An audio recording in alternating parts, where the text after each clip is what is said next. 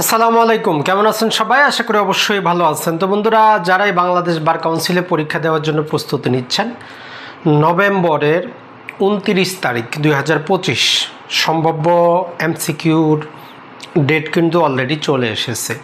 এখন আমাদের হাতে মোটামুটি আমরা যদি বলি সেপ্টেম্বর, অক্টোবর এবং নভেম্বরের প্রথম অংশ আছে। অন এভারেজ আপনি 3 মাসের মতো সময় পাচ্ছেন। তো আপনাদের জন্য আমরা নতুনভাবে নিয়ে এসেছি সাতকাহন ম্যারাথন কোর্স।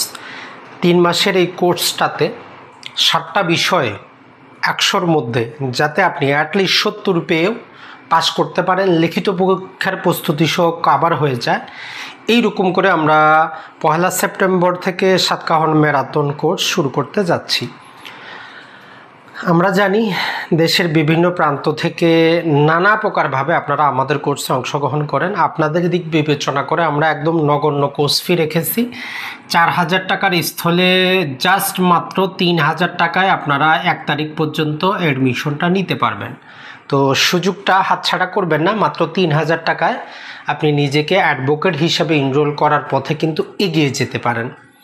তো আজকে জাস্ট আমরা আপনাদেরকে Bangladesh bar council rules, order এবং এথিকের পেশাগত আচরণ একজন অ্যাডভোকেটের, সে বিষয়টা সম্পর্কে একটু আলোচনা করে দিব, যাতে আপনারা আমাদের ক্লাস সম্পর্কে বুঝতে পারেন যে কিভাবে আপনি খুব সহজেই ইজিলি মনে রাখতে পারবেন একটা জিনিস বুঝে।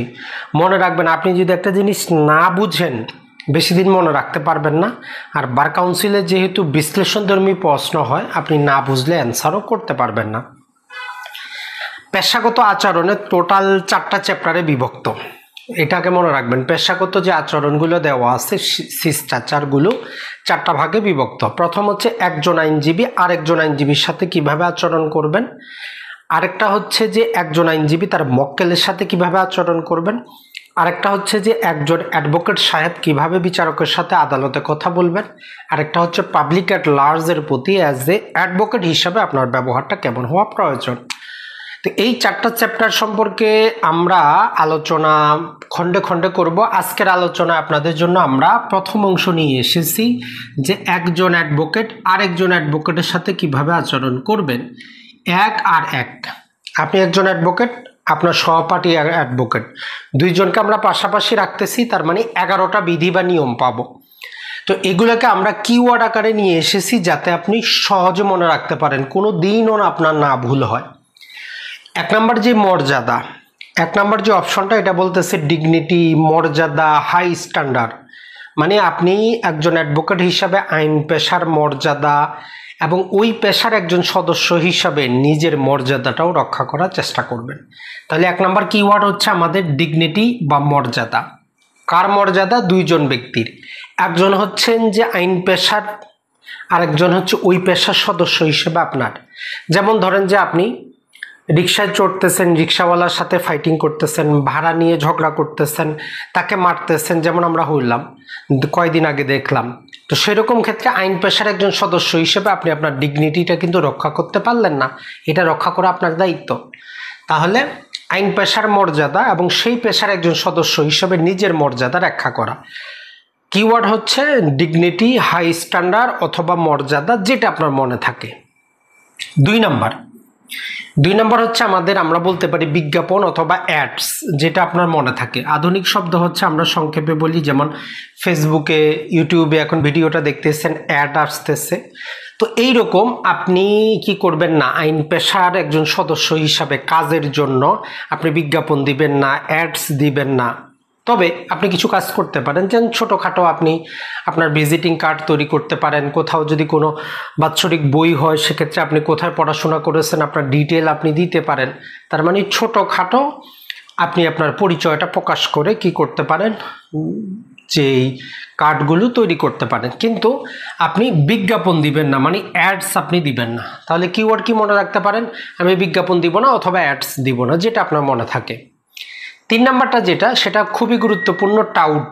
টাউট শব্দটা এই জন্য আমরা বলেছি, এর ভিতরে আনলাইসেন্স ব্যক্তির কথা বলা আছে, যারা আসলে কোনো বিষয় লাইসেন্স প্রাপ্ত না, ওই বিষয় প্র্যাকটিস করার ক্ষেত্রে আমরা তাদেরকে টাউট হিসাবে গণ্য করি। তাহলে আপনি কোনো টাউট বাটফারকে আইন পেশা পরিচালনায় সহযোগিতা করবেন না, তাকে কোনো টাকা পয়সা দিবেন না, কোনো রকমভাবে তাকে আপনি নিযুক্ত করবেন না। তাহলে এই তিনটা আশা করি আপনার মনে থাকার কথা। মর্যাদা রক্ষা করবেন, বিজ্ঞাপন দিবেন না, টাউট বাটফারকে আইন পেশা পরিচালনার সুযোগ দিবেন না। কিওয়ার্ডগুলো কিন্তু আমাদের জন্য গুরুত্বপূর্ণ। এখন চলে আসি আমরা, এরপরে হচ্ছে আমরা দুইটা কাজ করব না। কি কাজ?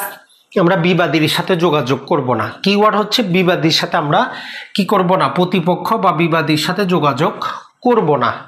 কেন করবেন না? তো এক্ষেত্রে আপনি করবেন অপরপক্ষের আইনজীবী যখন উপস্থিত থাকবে তাকে জানিয়ে তার অনুমতি নিয়ে কিছু জানার থাকলে বলার থাকলে বলবেন।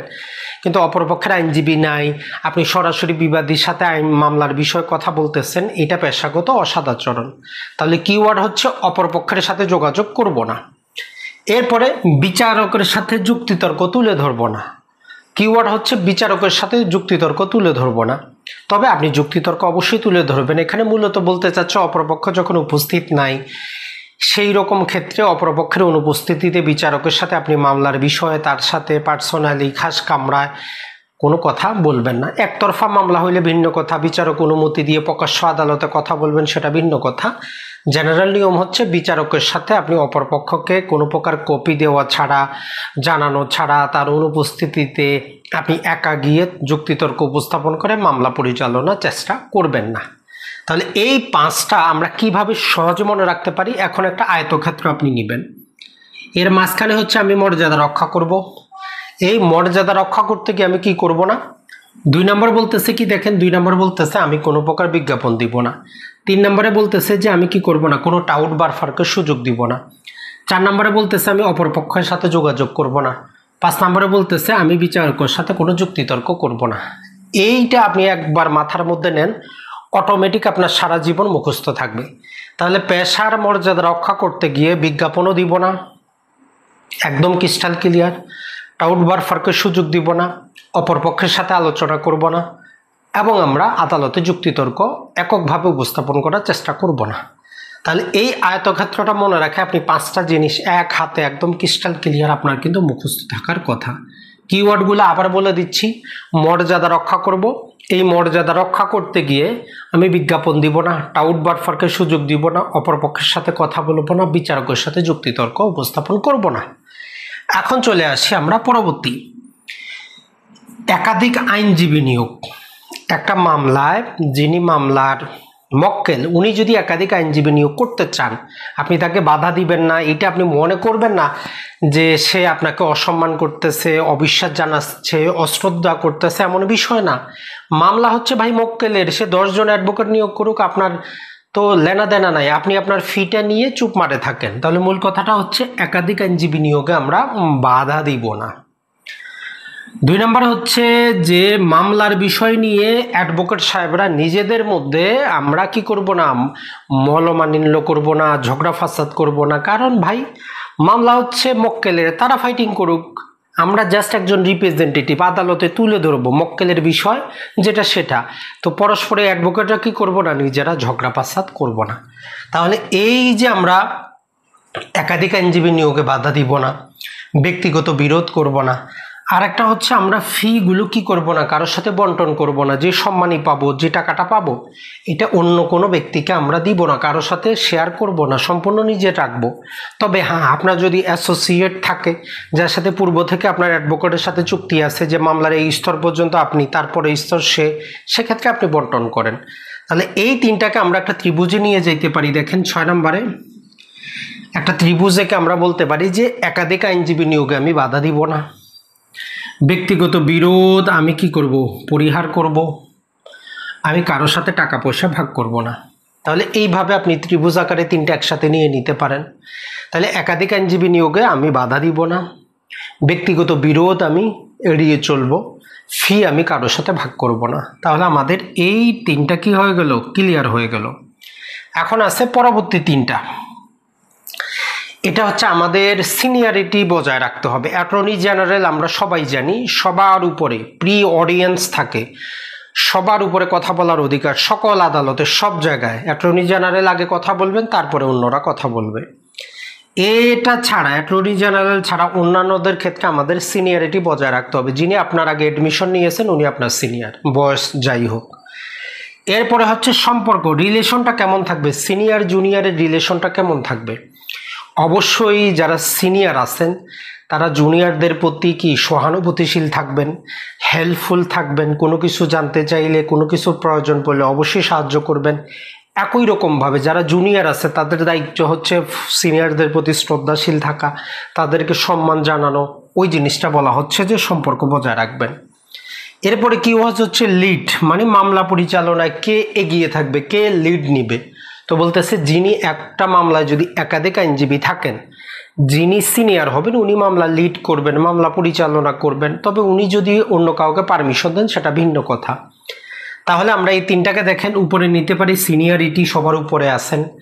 এরপরে হচ্ছে আমাদের সম্পর্কটা ভালো থাকবে। এরপরে হচ্ছে যিনি সিনিয়র উনি লিড নেবেন। তাহলে একটা আয়তক্ষেত্র আর দুইটা ত্রিভুজ ক্ষেত্র দিয়ে আপনি কিন্তু নিজের কন্ট্রোলে 11টা জিনিস রাখতে পারতেছেন। এক দুইবার নিজে চেষ্টা করেন আর এই কিওয়ার্ডগুলো মনে রাখেন, জীবনেও ভুলার কথা না। তো এইভাবে বাকি অন্যান্য, যেমন একজন মক্কেলের সাথে একজন অ্যাডভোকেটের আচরণ কেমন হবে, কয়টা আচরণ কিভাবে মনে রাখবেন, মক্কেল চতুর্দিক থেকে আসে, একজন অ্যাডভোকেটের কাছে মক্কেল চতুর্দিক থেকে আসে। তাহলে একজন অ্যাডভোকেটের কাছে মক্কেল আসে কত দিক থেকে, চতুর্দিক থেকে, তাইলে 14টা হবে।